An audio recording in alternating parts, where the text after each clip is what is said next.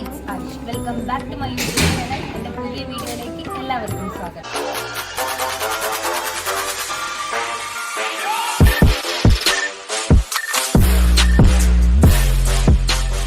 നമ്മൾ ഇന്ന് പോകുന്നത് കാടാമ്പുഴ ഭഗവതി ക്ഷേത്രത്തിലേക്കാണ്. അമ്പലം വരുന്നത് വെട്ടിച്ചിറയാണ്. കാലത്ത് നമ്മളൊരു 5:30-6 മണിക്കാട്ടോ വീട്ടിൽ നിന്ന് ഇറങ്ങിയത്.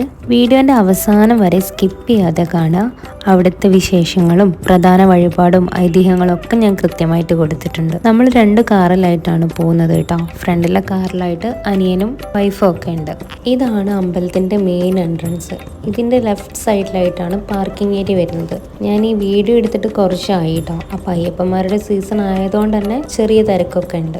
ഇനി കുറച്ച് ഐതിഹ്യവലെ. പഞ്ചപാണ്ഡവരിലെ 3ാമനായ അർജുനൻ പാശുപതാസ്ത്രം സമ്പാദിക്കുന്നതിനായി പരമശിവനെ ധ്യാനിച്ചു. എന്നാൽ അർജുനന്റെ അഹങ്കാരം അടങ്ങിയ ശേഷമേ ദിവ്യായുധം നൽകുകയുള്ളൂ എന്നും പരമശിവനും തീരുമാനിച്ചു. അതിനുവേണ്ടി ശിവനും പാർവതിയും കാട്ടാള വേഷത്തിൽ തപസ് അനുഷ്ഠിക്കുന്ന അർജുനന്റെ അരികിലെത്തി. അർജുനന്റെ തപസ് തടസ്സപ്പെടുത്തുന്നതിനായി കൗരവരിലെ ദുര്യോധനൻ മൂകാസുരനെ പന്നിയുടെ വേഷത്തിൽ പറഞ്ഞയച്ചു.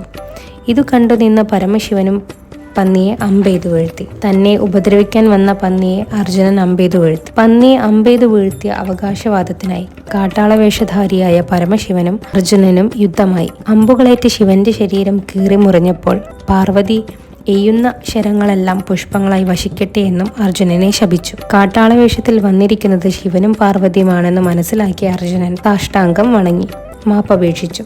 ശിവനും പാർവതിയും സന്തുഷ്ടരാവുകയും പാശുപതാസ്ത്രം അർജുനന് നൽകുകയും ചെയ്തു. കാട്ടാള സ്ത്രീയുടെ ഭാവമാണ് കാടാമ്പുഴ ഭഗവതി. അർജുനൻ എയ്ത അമ്പുകൾ പുഷ്പങ്ങളായ സ്മരണയ്ക്കായി പ്രതിഷ്ഠയ്ക്കു ശേഷം ആദിശങ്കരാചാര്യനാണ് പൂമൂടൽ ചടങ്ങ് ആരംഭിച്ചത്. ഇവിടുത്തെ പ്രധാന വഴിപാടാണ് പൂമൂടൽ ചടങ്ങ്. ഒരു ദിവസം ഒരാൾക്ക് മാത്രമേ പൂമൂടൽ ചടങ്ങ് ചെയ്യുകയുള്ളൂ. അപ്പോൾ ഇത് നിർത്തിവെച്ചിരിക്കുകയാണ്.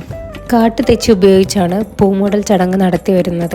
ഇവിടുത്തെ മറ്റൊരു പ്രധാന വഴിപാടാണ് മുട്ടറക്കൽ ചടങ്ങ്. ശ്രീകോവിലിന് മുന്നിൽ ഒരു കല്ലിലായി ശാന്തിക്കാരൻ തേങ്ങ ഉടച്ച് ചെയ്യുന്നതാണ് മുട്ടറക്കൽ വഴിപാട്. നമ്മൾ കൊണ്ടുവരുന്ന തേങ്ങ അവിടുന്ന് തന്നെ കഴുകി നമുക്ക് ചെയ്യേണ്ട മുട്ട ഏതാണോ പേരും നാളും എഴുതിയിട്ട് നാളികേരത്തിന്റെ കൂടെ കൊടുക്കണം.